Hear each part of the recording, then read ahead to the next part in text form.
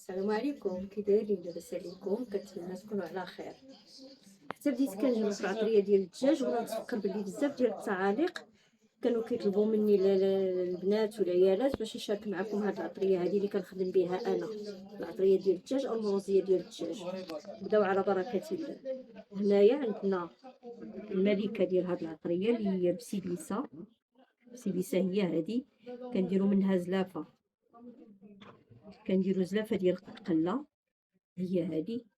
هادو راهم غاليين، ولكن هاد الزلافه راه كتعطينا كميه كبيره بزاف.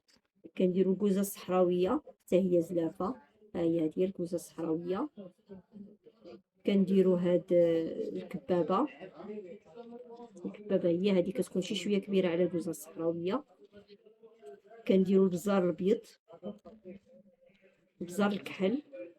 كنديروا هذا الخدنجال. كنديروا ظهر فلفل. كنديروا ورق سيدنا موسى، ورد البلدي.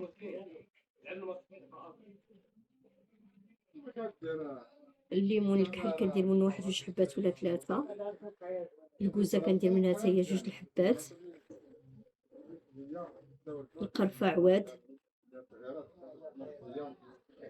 باديانا. كندير واحد شويه ديال القرنفل. كنخلطوا هادشي كامل، كنديه كنطحنوه. من بعد فاش كيتطحن كنولي نزيد عليه المسكه الحره، الزعفران شعره. للاشاره هادو راهم عندي تا هما في الحانوت.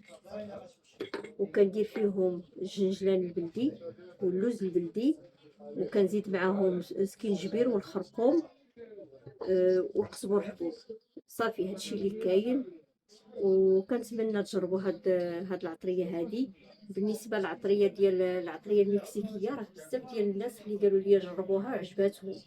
الناس اللي حطيت الوصفه راه بزاف اللي قالوا لي جربناها خدموها، وخلاص حتى اللي داوها مني راه كيشكروها وعجباتهم. والصحه والراحه.